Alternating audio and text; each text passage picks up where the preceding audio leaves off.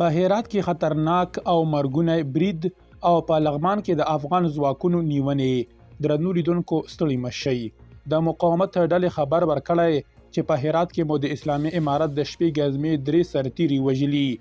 د مقاومت ډلې په نوم د اسلامي امارت وسلواله مخالفه ډله په هرات کې د اسلامي امارت ځواکونو د شپې پر ګزمې برید کې د 4 طالبانو د مرګ ژوبلې خبر ورکوي یا د ډله ډیروي.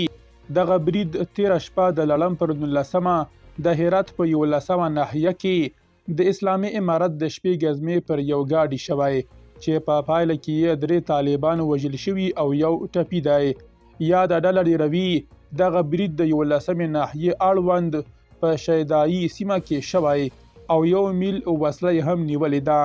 اسلامي امارت تر اوسه د دغه برید په خلای نه دی کړی. د لغمان سیمه ایزي سرچینې وایي چې د اسلامي امارت څارګرو له مخالفو ډلو سره د همکارۍ په تور 3 مخکینی سرتیري نیولي او بندیان کړي.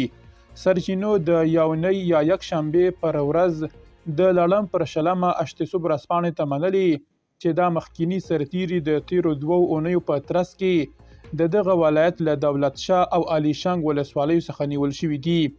د سرچینو په وینا په نیول شوو کسانو کې د دولت شاه ولسوالۍ د سیمه ایزو پولیسو مخکینی قومندان محمد اقبال، د سیمه ایزو پولیسو مخکینی سرتیری ماخان او د پاوز مخکینی غړی حکمت الله ګډ دي.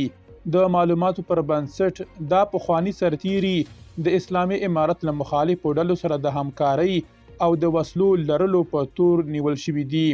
ورته مهال د نیول شوو کسانو د کورنۍ غړو بیا دا تورونه رد کړي دي. د لغمان ځایي مسؤلانو تر اوسه په دې تړاو څه نه دي ویلي.